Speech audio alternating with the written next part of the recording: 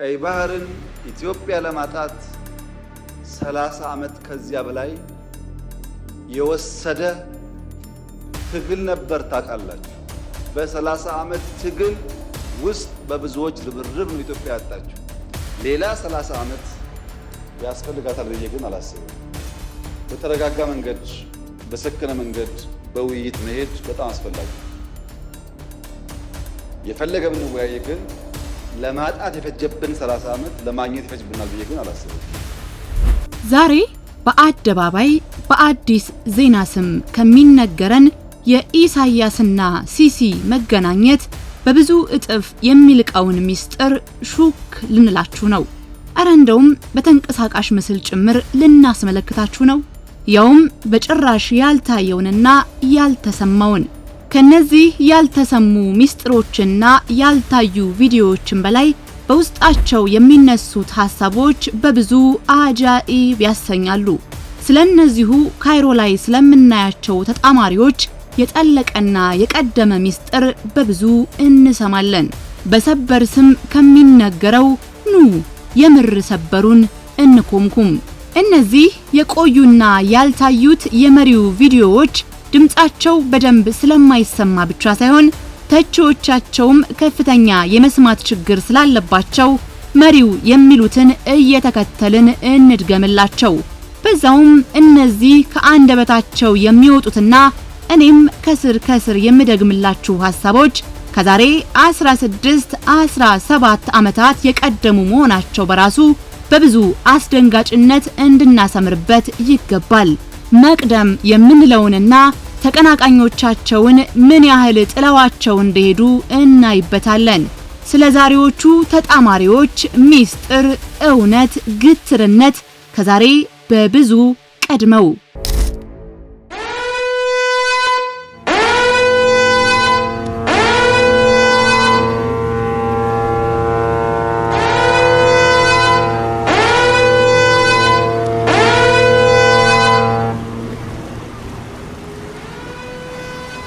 በትንታኔ ስም በፖለቲከኝነት ስም ዛሬ ጥያቄው የተነሳበትን መንገድ የሚኮንኑት በአብይ ጥላቻ ሰክረው በኢሳያሳቸው ፍቅር ለወደቁት የመሪውን የዲፕሎማሲ አቅም ለሚያጠይቁት የገዛ ሀገራቸውን መሪም ጦረኛ አድርገው በአደባባይ የሚነግሩን የኢሳያስን ባህሪም እንድንዘነጋ ለሚፈልጉ መሪው ከዛሬ በብዙ ቀድመው ኢሳያስ ሊያሰሩ የሚችሉ መሪ እንዳልሆኑ ቃል በቃል የሚያነሱትን እናስመልክታችሁ። አሁን ባለው ሁኔታ የሚያስብ ሰው አይደለም። ስትራቴጂካሊ እነዚህ ሀገሮች ኢኮኖሚካሊ መርጠው ይሰራሉ። አሁን ባለው ሁኔታ የሚያስብ ሰው አይደለም እዚያ ያለው። ስትራቴጂካሊ እነዚህ ሀገሮች ኢኮኖሚካሊ መርጃ አድርገው አብረው ይሰራሉ። ብንፈልግም ባንፈልግም አይቀርም። እንደዚህ ሆኖ አይቀርም። እንደተመለከትነው ከትንታኔም በላይ ለትንቢት በቀረበው 17 ዓመታትን በቀደመው ቃላቸው ኢሳያስንና ተሟጋቾቻቸውን በዚሁ ዓመት ልክ ቀድመዋቸው የምናየው። ለዚህም ነው አቤት መቀዳደም ከማለትም በላይ የባህሩ በር አጀንዳ በሳቸው ዘመን እንደሚሳካም ማሳያ እንዲሆን ማስረጃውን መምዘዛችን። አሁንም በእውቀት እናድምቀው። የባህር በር ጥያቄያቸውንም ዛሬያዊ አድርገነው በግልብነት ብቻ ሳይሆን በግብዝነት ለሚያነሱ፣ በዚህም ለባዳ የሁል ጊዜም የማይቀየር ጠላት ጥብቅና በመቆም ባንዳነትን እንደ ጌጥ አደባባይ ይዘው ለወጡ እነሆ አሁንም ከምንመዘው ቪዲዮ ውስጥ የመቅደማቸው ልክ እናድምቀው። ምን ተጻለ? ስትራቴጂካሊ እና ማለቶች አገኘን ሲታይ አሰብ 781 800 ኪሎ ሜትር አሰብ እንግዲህ የምናየው አሁን ባለው ስትራቴጂካሊ እነዚህ ሀገሮች ኢኮኖሚካሊ መርጠው ይሰራሉ።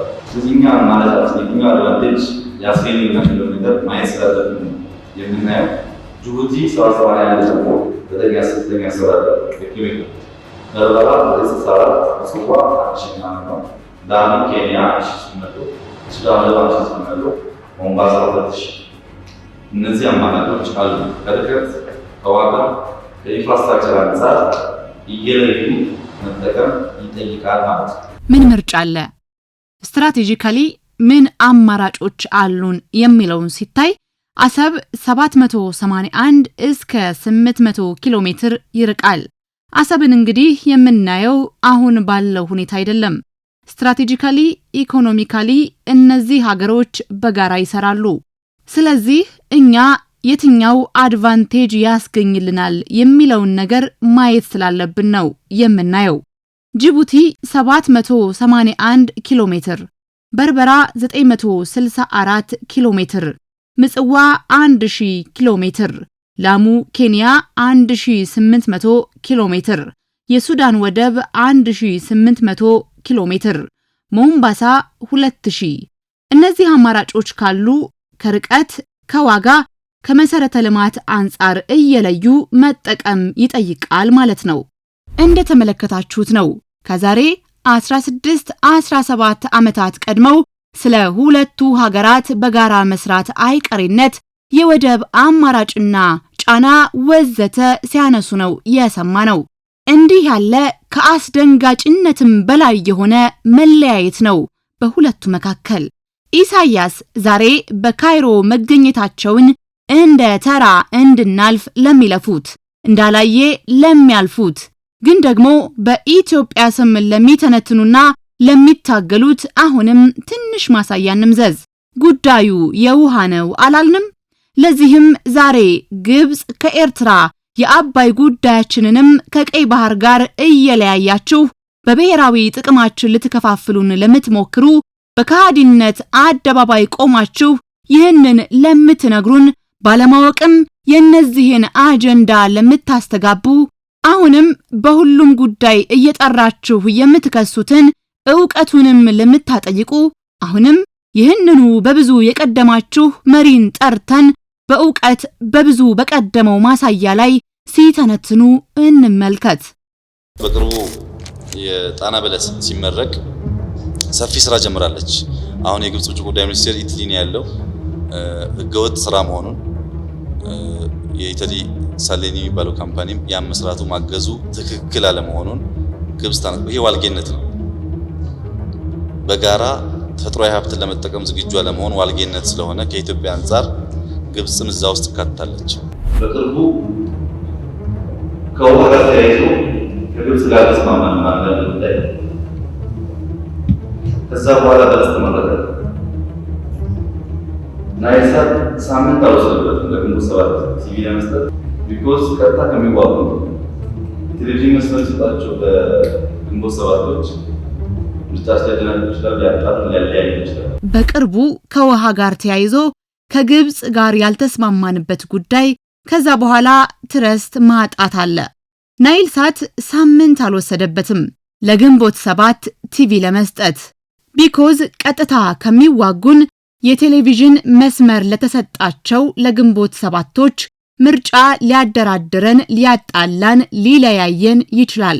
ቅድም እንዳልኩት ልማት፣ ሰላም ሊያመጣ የሚችለው የህዝብ አንድነት ካለ ብቻ ነው። የህዝብ አንድነት ከሌለ ጥይት ማባከን ዋጋ የለውም። አዎ እንደተመለከትነው ነው። ከአባይም በፊት በጣና በለስ የከሰሱን የተጣመሩብን ናቸው። ያኔም ወዲያው በአስመራ ለመሸጉት ኃይሎች ዛሬም በምናየው መልኩ የምላስ ውጊያውን ታሪካዊዋ ጠላታችን አስታጠቀቻቸው። አዎ ናይልሳትን ሰጠች። ይህንን ነው ልክ ስለ ዛሬ አይመስልም የምንለው። የምናየውም ጥምረት አዲስ ነው ብለን ስንጠይቅ እንዲህ እጅግ የቀደመ ማሳያችንን በመምዘዝ እጅግ ያረጀና ያፈጀ ጥምረት መሆኑንም ለማስረገጥ ነው። ግን አንድ ጥያቄን አጥብቀንና ደጋግመን እንጠይቃችሁ፣ ለሁላችሁም፣ በተለይ ግን ለተቺዎቻቸው። መሪው ከዛሬ በብዙ ቀድመው እነዚህን ጉዳዮች ሲተነትኑ፣ ይህንን ግዙፍ ህልም ሲወጥኑ፣ በእርግጠኝነትም ሲናገሩና ሲተነብዩ እናንተ የት ነበራችሁ? ከምን አይነት ዕውቀትና አቋም ጋር? ዛሬያችሁ ከትላንታችሁና የሳቸው ከትላንት እስከ ዛሬ የቀጠለ ወጥነት የዛሬም ተግባር ጋር ሲነጻጸር እንዴት ይገለጽ ይሆን?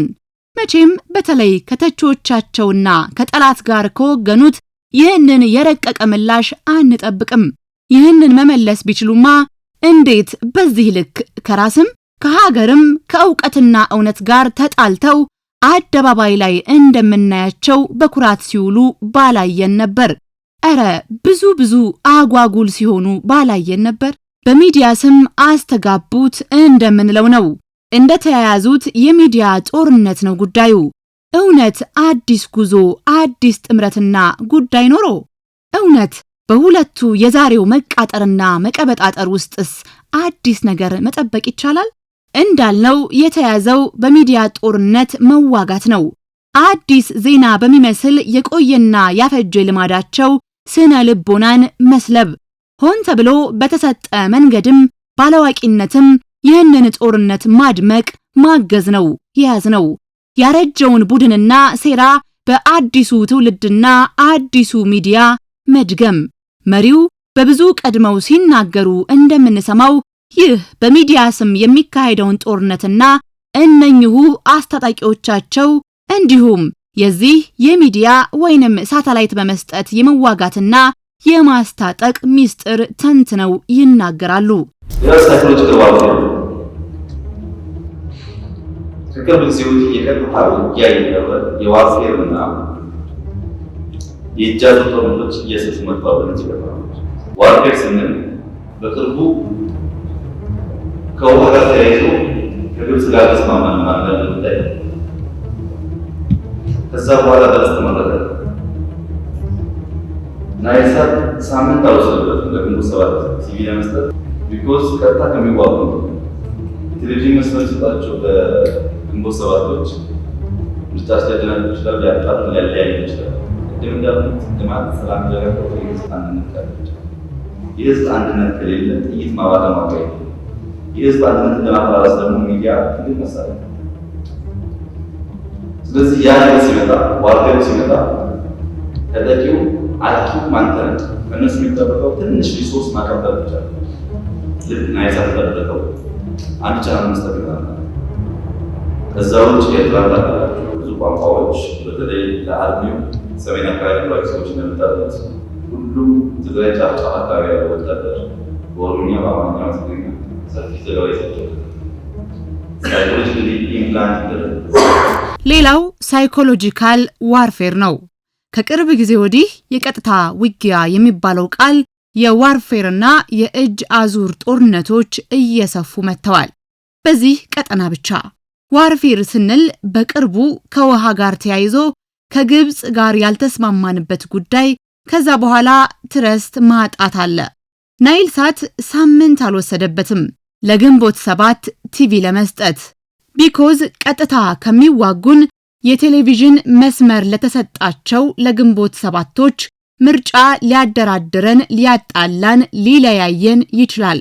ቅድም እንዳልኩት ልማት ሰላም ሊያመጣ የሚችለው የህዝብ አንድነት ካለ ብቻ ነው። የህዝብ አንድነት ከሌለ ጥይት ማባከን ዋጋ የለውም። የህዝብ አንድነት ለማፈራረስ ደግሞ ሚዲያ ትልቅ መሳሪያ ነው። ስለዚህ ያ እድል ሲመጣ ዋርፌር ሲመጣ ተጠቂም አጥቂም አንተ ነህ። ከነሱ የሚጠበቀው ትንሽ ሪሶርስ ማቀበል ብቻ ነው። ልክ ናይል ሳት እንዳደረገው አንድ ቻናል መስጠት ማለት ነው። ከዛ ውጪ ኤርትራ ታውቃላችሁ፣ በተለይ በአርሚው ሰሜን አካባቢ ያላችሁት ሰዎች እንደምታውቁት ሁሉም ትግረኛ ጫፍ ጫፍ ላይ ያለ ወታደር በኦሮምኛ፣ በአማርኛ፣ በትግረኛ ሰፊ ዘገባ ስራ ይዘጋጅለታል። ሳይኮሎጂካሊ ኢምፕላንት ይደረግበታል።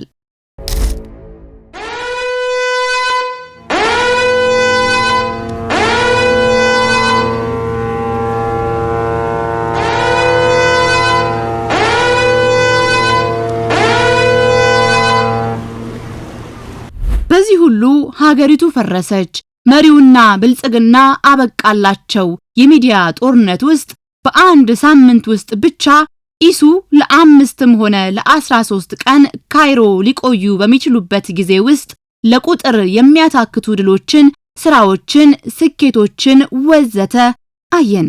በፓርላማው ላይ ደማቁን እውነት ጠላትና ባንዳ እንደምናየው እስኪበረግግ ድረስ በአደባባይ ደምቆ ተመለከትነው። ከዚህ በመቀጠል ነው የገዢው ፓርቲ ጉምቱ አመራሮች ጠቅልለው ለ10 ቀን ስልጠና አዳማ የከተሙት። ይህ ለብቻው የምንተነትነው ገላጭም አጋላጭም ነው። ጠላትም ከዚሁ አዳራሽ የሾለከ እያለ በስማ በለው ከሚቀባጥረው ይልቅ በተጨባጭ የሚታየውና የሚነሳው አጀንዳ ሌላ ግዙፍ መስመር ነው። እኛም ከዚሁ የዛሬው ስብሰባ ከምናሾልከው ይልቅ የዛሬውን ጉዳይ ለማድመቅ አምና ከዚሁ አዳራሽ የተነገረውን ሚስጥርና ውጥን እናክል። እንደ አዲስ ያልተሰማ መረጃና የዛሬን የሻዕቢያና ግብጽ ጥምረት ለማድመቅ አንድ ነገር ከዚሁ አዳራሽ ሹክ እንበላችሁ። ቀላል ሊመስል ይችላል፣ ግን የምጽዋን ውጊያ ውሎ እዛ የነበሩ ኦፊሰሮች ታሪክ ብታነብ የስንት አገር ሰዎች የተሳተፉበት ውጊያ እንደሆነ ትረዳለህ። ቀይ ባህር ላይ የተዋጋው ሻዕቢያ ወያኔና ደርግ ብቻ አይደሉም። የተሳተፉ ኃይሎች አሉ። በሚታየውና ቀደም ብለን ባጋራናችሁ የአዳማው መድረክም የቀይ ባህርና የሻዕቢያን መንግስት አኳኋን ሁሉም ገልጸውት ነበር። ቀይ ባህር የተሰራው ለግመል አይደለም፣ ለኢትዮጵያ መፍረስ አሁን ለምንባላው መባላት ሁሉ ምክንያት የሆኑ መሪዎች ደግሞ አሏቸው። ይሄ መዘንጋት ደግሞ የለብንም። አሁን ሸኔ ያግዛሉ፣ ቲፒኤልኤፍ ያግዛሉ፣ ፋኖ ያግዛሉ። እንደተመለከትነው በፓርላማው ላይ ከነገሩን በፊትና በላይ የነ ኢሱ ኩርፊያ ሚስጥርም መሪው በልበ ሙሉነት ረገጥ አድርገው አዎ ከትግሬው፣ ኦሮሞው፣ አማራው ወገናችን እናንተ አትበልጡም ስላሏቸው ነው። በወገናቸው ስም የሚነግዱና ከወገናቸው ጠላት ጋር የሚወግኑትንም ገላጭ ማስረጃ ነው። መሪው ስለ ወገናቸውና ሉዓላዊነት የከፈሉትን የምናይበት፣ በተቃራኒው ከሳሾቻቸው ከብሔራቸው ጥቅምም የተጣሉ መሆናቸውን በማስረጃ ያጋልጣል። ልክ እንደ ትላንቱ የገዛ ወገናቸውን የሚወጉ ጉዶችን አለቃም ገላጭ።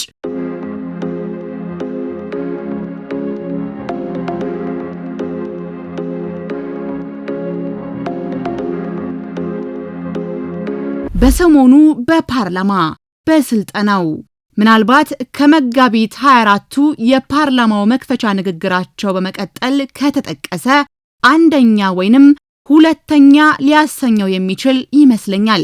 በዚህ ሳምንት ማክሰኞ ጥቅምት 18 መሪው በሕዝብ እንደራሴዎች ምክር ቤት ቀርበው የሰጡት ማብራሪያ፣ አዎ እልፍ ሚስጥሮችንም ድንቅነቶችንም ፈልቅቀን በየጊዜው ዘርዝረን ልናወጣበት የምንችለው ቆይታ ነበር። መገናኛ ብዙሃኖችም እንዳለመታደል ሆኖ እንዲህና እንዲያያሉ ብለን ያንኑ ከመድገም መሻገርና መተንተን የቻልን አይመስለኝም። ችለንበት ቢሆን ግን ብዙ መቻሎችን በልካቸው በገለጥን ነበር። እኔ ዛሬ በጥቂቱ ልጀምረው።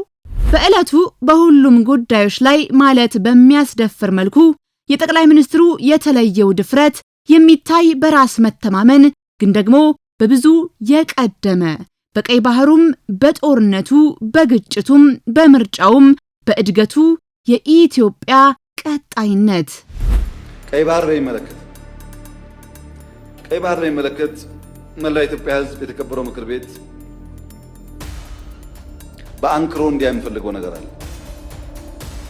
እኛ የቀይ ባህር ጉዳይ ህጋዊ፣ ታሪካዊ፣ መልክዓ ምድራዊ እና ኢኮኖሚያዊ ጥያቄ ነው ብለን እናምናለን። ይሄ ጥያቄ አንዳንዱ ነገ ካልተመለሰ ይላል፣ አንዳንዱ ነገ እኔ ስመጣ ካልጀመርኩት ይላል። ሁለቱም አያስፈልግም። ቀይ ባህርን ኢትዮጵያ ለማጣት 30 ዓመት ከዚያ በላይ የወሰደ ትግል ነበር። ታውቃላችሁ፣ በ30 ዓመት ትግል ውስጥ በብዙዎች ርብርብ ነው ኢትዮጵያ ያጣችው። ሌላ 30 ዓመት ያስፈልጋታል ብዬ ግን አላስብም። በተረጋጋ መንገድ፣ በሰከነ መንገድ በውይይት መሄድ በጣም አስፈላጊ። የፈለገ ብንወያይ ግን ለማጣት የፈጀብን 30 ዓመት ለማግኘት ይፈጅብናል ብዬ ግን አላስብም። ጊዜው ግን በቂ ስለሆነ በተረጋጋ መንገድ ማየት ያስፈልጋል። ምክር ቤት የኢትዮጵያ ሕዝብ እንዲያምፈልገው ግን ጥያቄው ስናነሳ አንዳንዱ ሾርት ስለሆነ ሚሞሪው ዛሬን ብቻ ስለሚያስብ ትንሽ ዳራውን ልስጣችሁ። መጀመሪያ ኢትዮጵያን የቀይ ባህር አክሰስ ያሳጣው ውሳኔ ማን ወሰነው? ካቢኔው ይሆናል ብለን የካቢኔውን ዶክመንት ብናገላብጥ የለም፣ ካቢኔው አያውቀውም። አይ የለም ምክር ቤት ይሆናል የወሰነው ብለን ብንወስን ምክር ቤቱም አልነበረ፣ ምክር ቤት አያውቀውም ውሳኔው። የለም የኢትዮጵያ ሕዝብ በሪፈረንደም ወስኖ እንዳይሆን እንዳይባል ነበርን እኛም ያኔ። የኢትዮጵያ ሕዝብ ያልወሰነው ተወካዮቹ ያላዩት ቢያንስ ከአስፈጻሚ ካቢኔ ያላየው ውሳኔ ማን ወሰነው? ማጣትን የሚያክል ነገር ያጣንበት መንገድ ህጋዊነት ችግር እንዳለው ማሳያው ተቋሞች አልገቡበትም። ካቢኔው አያውቀውም። አንድ ገጽ ወረቀት ማግኘት አልቻልንም። እንዴት እንዳጣ ነው የሚያስረዳ እና ህዝብ የማያውቀው ፓርላማ የማያውቀው ካቢኔ የማያውቀው የኢትዮጵያን የባህር አክሰስ ውሳኔ የሚያሳጣ ነገር የወሰነው ማን ነው የሚል ጥያቄ ማንሳት እንዴት ስህተት ሊሆን ይችላል? ካለኝ ነገር ነው። ከሌለ ግን ይሄ ጉዳይ ይሄን አንስቶ እንደ መድፋት አይደለም፣ የህልውና ጉዳይ ነው። ማን ወሰነው? ይሄ ነው ጥያቄው። እዚህ ጋር ሁለት ችግሮች አሉ። አንደኛው የተዛባ ትርክ ውጤት ነው። የሚገባንን መጠየቅ ነውር አድርጎ የሚያስብ የሚገባንን ማንሳት ትክክል አይደለም ብሎ የሚያስብ እሳቤ፣ ይሄ ደግሞ የትርክቱ ውጤት ነው። ሁሉ ዘርዝረንና ተንትነን ብናየው ይህንን እውነት በበለጠ እየደመቀ እናየዋለን። ኢትዮጵያ ሲያምርባት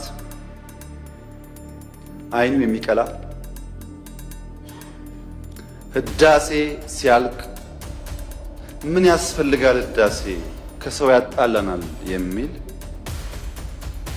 የባህር በር ጥያቄ ሲነሳ የሚሸማቀቅ የሚያፍር፣ ደፈር ብሎ 130 ሚሊዮን ህዝብ ያስፈልገዋል ለማለት የሚተናነቀው፣ ለኢትዮጵያ ጥቅምና ብልጽግና ከጎኗ መቆም መድከም የማይሻ የማይፈልግ፣ ራሱን እንደ ማንጎ የሚቆጥር ግራዋ ነው። ራሱ ሲጠራ ማንጎ ይበል እንጂ ግራዋ ነው፣ መራር ነው። የኢትዮጵያ ደህንነትና ችግር የማይከፋው ከሆነ ራስን በጠራህበት መንገድ ብቻ ሳይሆን በፍሬ ትታወቃለህ። እኛ ልክ በፍሬያችን የምንታወቀው ማለት በከተማ ኮሪደር፣ በገጠር ኮሪደር፣ በስንዴ እርሻ፣ በግሪን ሌጋሲ እንደምንታወቀው አናውቅም ካላችሁ ጠይቁ። ዩኤንን በስንዴ ሸልሞናል፣ በግሪን ሌጋሲ ሸልሞናል።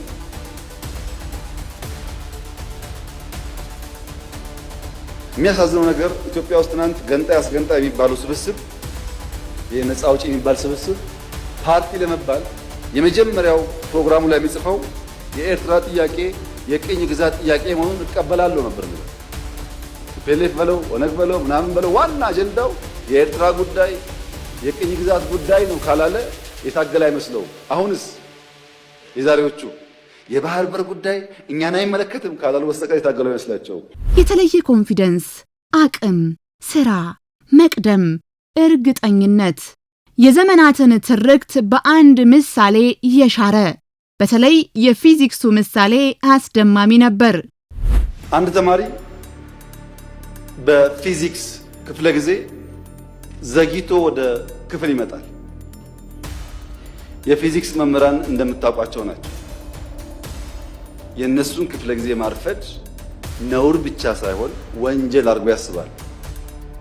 በአማርኛ ክፍለ ጊዜ እንደምን ይገባል፣ በጂኦግራፊ እንደምን ይገባል። ፊዚክስ ማትስ ሲሆን ግን መምህራኖቹ አያስጠጉም ታውቃላችሁ። እና አንደኛው ተማሪ አርፍዶ መጣ። ለምን አርፍደ መጣ ሳይለው መምህሩ እንዴት በኔ ክፍለ ጊዜ ተረፍዳለህ ብሎ በረንዳ ላይ ከክላሱ በር ላይ ተንበርከክ ይለዋል። ተማሪ ተንበርክኮ ፔሬዱ ያልቅና ደውል ሲደወል መምህሩ ሲወጣ ተማሪው ዘሎ ይገባል። ልክ ሲገባ ብላክቦርድ ላይ ሁለት ጥያቄዎች ያያል። ሆምወርክ መስሎት እንዳያመልጠው ቶሎ ይጽፋል። ጊዜ አልነበረው። የሚቀጥለው አስተማሪ ገብቶ እንዳያጠፋበት በፍጥነት ጥያቄውን ጽፎ ሲጨርስ ሁለተኛው መምህር ገባ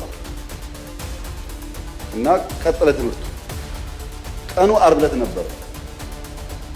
ታውቃላችሁ እንኳን ሙሉ ፔሪየድ 10 ደቂቃ 20 ደቂቃ ስታረፍዱ በጣም ብዙ የቀረባችሁ ስለሚመስላችሁ ጭንቀት አለ እና ልጁ ቤት ሲገባ ሆምወርክ ነው ብሎ ለይቱ ሙሉ ሲቆፍር አደረ። አልቻለም። ቅዳሜ ሙሉ ቀን ቆፈረ። አልቻለም። ቅዳሜ ያደረበት አልቻለም። እሁድ ዋለበት አልቻለም። እሁድ አጋማሽ ለሊት ላይ አንዷን ጥያቄ መለሰ። አንዷን መልሶ አንዱ ከበደው። አስቡት፣ ዓርብ፣ ቅዳሜ፣ እሁድ ሁለት ጥያቄ ለመመለስ ሲፈጋ ቆይቶ እሁድ ለሊት አጋማሽ ላይ አንዷን መልሶ አንዷ ቀረችውና ሰኞ ጠዋት ትምህርት ቤት ሄዶ የፊዚክስ መምህር ገብቶ አዲስ ቻፕተር መጻፍ ጀመረ። ተማሪው እንደ መምህር የባለፈው አሳይመንት ሳለ የባለፈው ሳምንት ሆምወርክ ሳለ ያማል እንደ ባለፈው ሆምወርክ አልሰጠውም ይላል መምህሩ። እንደ ሁለት ጥያቄ ጽፈው አርፍጄ ገብቼ ጽፌያለሁ እኮ ይላል። እና መምህሩ ምን አለ? እነዚህ ሁለት ጥያቄዎች እኮ በዓለም ላይ ያሉ የሳይንስ የፊዚክስ አዋቂዎች ሞክረው አቅቷቸው ያልተመለሱ ጉዳዮች ናቸውና እዚህ ያለውን ተማሪ ጊዜ እንዳታባክኑ እንኳን እናንተ ሳይንቲስቶች አልመለሱትም እየጻፍኩላቸው እንጂ ስሩ እኮ አላልኳቸውም ማለት። አሃ እንደዚያማ ከሆነ አንዱ መልሼዋለሁ። መምህሩ ሲያይ ሰው ሲያሳዩ ለካ ትክክል አንደኛውን ፈቶታል። ዓለም አልቻለ የተባለው ለምን ስላልሰማ አትችልምና አትስራው ብሎ መምህር ሲጽፍ ቢሰማ ኖሮ እሱም አጣጥፎ ይቀመጥ ነበር። እሱ አልሰማም፣ አትችልም ማለት ነው። እና የተከበረው ምክር ቤት ኢትዮጵያ ቀይ ባህር አይገባትም የሚለውን አልሰማንም። አዎ አስደማሚ ማርሽም ትርክትም ታሪክም ቀያሪ ደግሞ ለዓለም ጭምር ጮክ ተብሎ በዓለም አቀፉ የፊዚክስ ቋንቋ ምሳሌ የተወረወረ የሰላም የግስጋሴ ኒውክለር ከቀመሩ የማይተናነስ ቅኔ ኢትዮጵያ ቀይ ባህር አይገባትም የሚለውን አልሰማንም። 1000 ዓመት ቢጨበጨብለት ያንሰዋል። ኢትዮጵያ ቀይ ባህር አይገባትም የሚለውን አልሰማንም፣ አንሰማም። የማይሰማው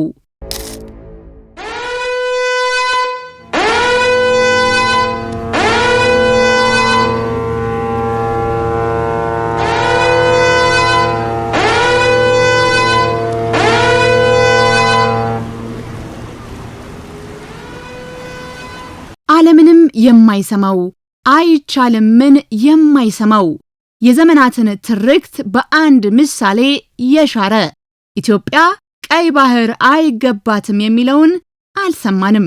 1000 ዓመት ቢጨበጨብለት ያንሰዋል።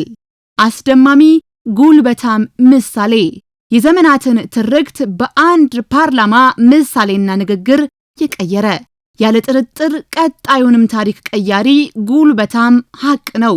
ትውልድ የቀደመውን ሽሮ የሚተርከው አዲሱ ቋንቋ የተለየ ኮንፊደንስ፣ አቅም፣ ስራ፣ መቅደም፣ እርግጠኝነት። ሁለተኛ በጦርነቱ ግጭቱ ከታሪክ መማር ቢቻል ኖሮ በድፍን አፍሪካ የመሳሪያ አፈሙስ ይዘው መንግስታትን ተቃርነው ተዋግተው አሸንፈው ላሸነፉት ሀገር ልማትና ዲሞክራሲ ያመጣ አንድ ሀገር የለም። አንድ ታጥቆ ይመጣል፣ ታጥቆ ይመለሳል። ቅድም እንዳነሳሁት ኢህአዴግ 17 ዓመት ታግሎ መንግስት ከሆነ በኋላ ለ30 ዓመት ሰላም የነበረበትን ትግራይ ክልል እንኳን ከስንዴ እርዳታ መገላገል አልቻለም። በመሳሪያ የመጡ ሰዎች ብዙ ጊዜ ከመሳሪያ ያለፈ ነገር ማሰባቸው። ኢትዮጵያ ውስጥ ሰላማዊ የስልጣን ሽግግር ብቻ ነው የሚያስፈልገው። በሰላም ደግሞ መሄድ ትዕግስትና ጊዜ ይፈልጋል። ትዕግስትና ጊዜ ከሌለ አስቸጋሪ ነው። እኛ እንደ መንግስት ምን ተከተል ያላችሁ እንደሆነ አንደኛ ችግር አለብኝ የሚል የትኛውም ኃይል ጋር መወያየት ነው። ለምሳሌ ሸኔ ጋር ተወያይተን ከፊል የሸኔ ኃይል በሰላም ገብቶ ስልጣን ላይ የለም፣ አልተወያየንም። ከትግራይ ወገኖች ጋር ተወያይተን ከፊሎቹ ገብተው ስልጣን ላይ የለም። እኔና ጌታቸው ረዳን በጋራ የሚያይ ሰው አሁን ይህን መንግስት አይወያይም ብሎ ቢያስብ አይገርም?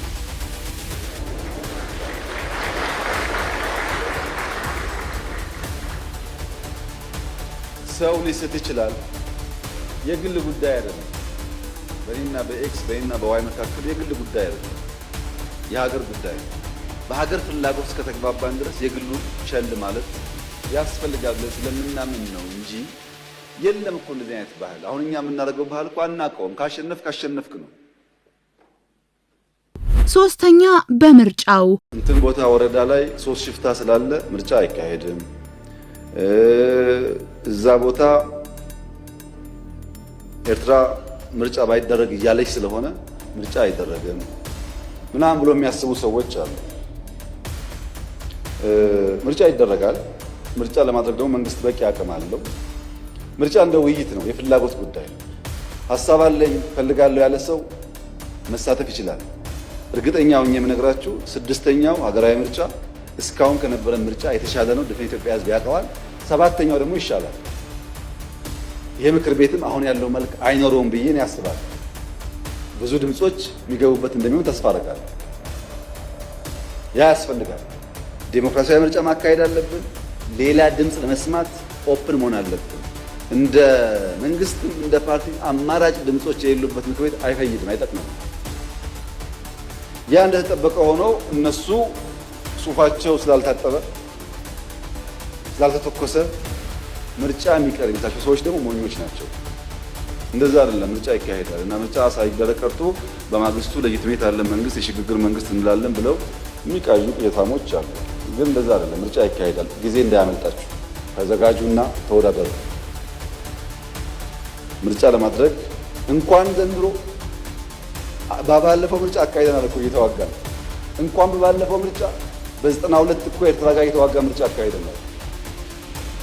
እና ምን ለምርጫ ነው ይሄ ሁሉ ማጥም ያለማ መንግስት አሁን ለምርጫ ይቸገራል። እና እንደዛ አታስቡ፣ አትሞኙ፣ አትሸወዱ። ጠንከር ብላችሁ ወደ ምርጫ ግቡ። ደግሞ እንድታሸንፉ እንዲቀናችሁም ደግሞ ምኞቴ ነው። አራተኛ በእድገቱ በኢትዮጵያ ቀጣይነት ጦርነት አንፈልግም የምንለውም በምክንያት ነው። እኛ እንዳያችሁት የሚያጓጓን ነገር አለ። የ10 ቢሊዮን ብር ኤርፖርት እንገነባለን። የ10 ቢሊዮን ብር ነዳጅ ማዳበሪያ እንገነባለን። የምናምን ቢሊዮን ብር ቤት እንገነባለን። ኮሪደር እንገነባለን። ይሄ ሁሉ የሚያጓጓ ስራ እያለ ሰው ጦርነት ሊያስብ አይችልም። ጦርነት የሚያስብ ስራ የሌለው ብቻ ነው። እኛ የሚያጓጓ የምንተጋለት የምንለፋለት የልማት ስራዎች አሉ። አምስተኛ፣ ስድስተኛ፣ ሰባተኛ እንዳልኩት በምሳሌ የታጀበ ብቻ ሳይሆን በከባባድ ምሳሌዎች ተነግሮ በወዳጅም በጠላትም ሕሊና ውስጥ ታትሞ የሚቀር ምሳሌዎችንም የሰማንበት ነው። ለምሳሌ የአጋዘኗ አንበሳውና ቀበሮዋ ምሳሌ። በአንድ ወቅት ቀበሮ ከአንበሳ ጋር ውለታ ውሎላት ድርድር ያደርጋሉ። ውለታ ስለዋልክልኝ አንተ አደና አትቸገር፣ ተቀመጥ፣ እኔ እየፈለግኩ ሊታደኑ የሚገባቸው ነገሮች አመጣልሃለሁ ትላለች ቀበሮ። አንበሳ ተስማምቶ ቁጭ ይላል በቦታው ከነ ክብሩ እና ቀበሮ ስትሄድ አጋዘን ታገኛለች። አጋዘን አልሰማሽም ወይ? ፌስቡክ አላየሽም ወይ? አዲስ ሕግ እኮ ወጣ። ምን የሚል ነው? አንበሳ እያረጀው ስለሆነ እየደከምኩ ስለሆነ ደህና አጋዘን ከተገኘ ዙፋኑን አስረክባለሁ እያለ ነው እና ፈልጌ አጣሁሽ፣ የት ነበርሽ ትላታለች። አጋዘን ደንግጣ እውነትሽን ነው? መቼም ስልጣን የማይፈልግ የለም። እውነትሽን ነው ትላታለች። አዎ በእኔ እንሂድ ላሳይሽ። ልክ አንበሳ ጋር ሲደርሱ ያውልሽ እና አነጋግሪው ትላታለች። አጋዘን አገር ሰላም ነው ብላ ልታናገር ሄድ ስትሄድ አንበሳው አፈፍ ሲያረጋት ግጭት ይፈጠርና በግድ ታመልጣለች። ግን አንድ ቀንዷ ይሰበራል።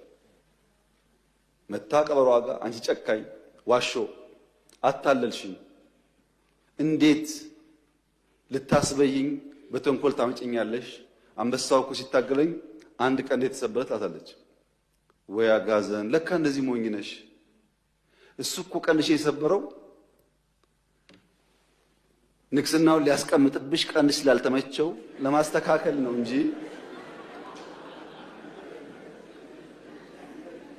ለክፋት አይደለም። ተሸውደሻል አለቻት። ነው እንዴ ብላ ጓጓች። ስልጣን አጓጓል። ሰውን እየገደለ ያለው ጉጉት ነው መቼም። ተመልሳ ሄደች። ተመልሳ ስትሄድ ቅድም ዘውድ ለማስቀመጥ ነው ቀንድሽን የሰበረው ተብላ ሄዳ ሲታገላት እንደም ስታመልጥ ጭራዋ ይቆረጣል ያጋዘመው። አሁንም መታ በጣም በምሬት አንቺ ቀበሮ ክፉ እንዲህ ብለሽ ይኸው ድጋሚ ሄጄ ጭራዬ ተቆረጠ አለቻት። አንቺ አጋዘን ያምሻል ወይ? ቅድም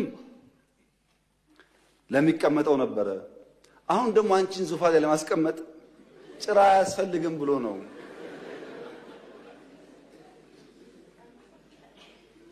አልገባሽም አለቻት። አሁንም ስልጣን ያጓጓል። ተመልሳ ሄደች እና ያዛት፣ ገደላት።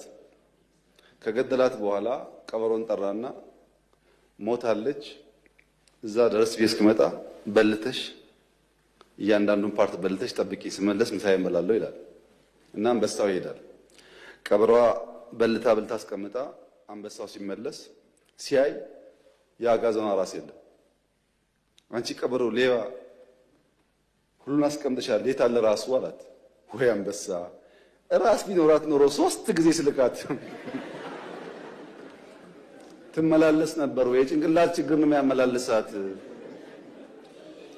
አለች ቀበሮ ይባላል። እና የኤርትራ ጥያቄ የቅኝ ግዛት ነው ብሎ አሁን የባህር ጥያቄ አይገባኝ የሚለው ከዚህ አጋዘን የማይሻል ነው ማለት ነው። ያልገባው ጭንቅላት የሌለው ነው ማለት ነው። ጊዜ የማያስተምረው ነው ማለት ነው። መግለጥም ማጋለጥም የሚሻ ጉዳይ ብዙ ነው፣ ተዘርዝሮ አያልቅም። ከሆድ አልፎ ማሳ ባዶ ይቀራል ያሰኛል። ግና ታካች ሰው አፉን ሞልቶ አንዳችም የሚረባ ነገር የለም ይላል። ብልህ ሰው ግን እንዲህ ሲል ምላሽ ይሰጣል። ታዲያ ለምን የሚረባ ነገር አትፈጥርም ይለዋል። ወቀሳ፣ ትችት፣ ምሬትና እሮሮ በቂ አይደለም። የአሮጌው ስርዓት ትርጉም ማጣት ለህይወት አይረቤነት መደምደሚያ ሳይሆን አዲስ ትርጉም የሚወለድበት ምጥ ማንቂያ ሊሆን ይገባል። ታላቁ የጀርመን ፈላስፋ ፍሬደሪክ ኒች he who has a why to live can bear almost anyhow የሚለን በዚህ እንጂ በሌላ ሊሆን አይችልም። ስለሆነም ከእያንዳንዱ ልባም ሰው የሚጠበቅ እውነት አለ። የችግር ሙሾ ሲያረግዱ መክረም የሰነፎች ተግባር ነው። በህይወት አስከፊነት ተስፋ ቢስና ታካች ከመሆን ይልቅ በጥበብ በመደመር እሳቤ ፈጥኖ አዲስ ዓለምን መፍጠር መለማመድ ያሻል። መሪም በማድረግ ላይ ያለው በመደመር መንግስት ያሰፈረው ይህን እውነታ እንጂ እጅ መስጠትን አይደለም። ከዛሬ ጉዞና ግንኙነትም ጀርባ ብለን አዲስ ነገር ለመፈለግ ከሞከርን ከንቱ ድካም ብቻ ሳይሆን ከንቱነትም ነው። የገዛ ሀገራችንን ፖለቲካና ቀጠናችንን በጥቂቱ እንኳን ያለማወቅ መገለጫ፣ እሱንም ተጠቅሞ በተያዘው የሚዲያ ጦርነት ማስጮህ። እውነታውስ በተቃቀስናቸውና በርካታ መሰል ማሳያዎች ስንፈትሸው አሮጌነቱ ነው የሚገለጠው። በአዲሱ ዘመንና አጫዋወት አሮጌ ድለቃ። በቃ ይሄው ነው የሆነውና የሚቀጥለው። እኛ ህልማችን አናሰብቅም። የፈለገ ሰው ኤፊስት፣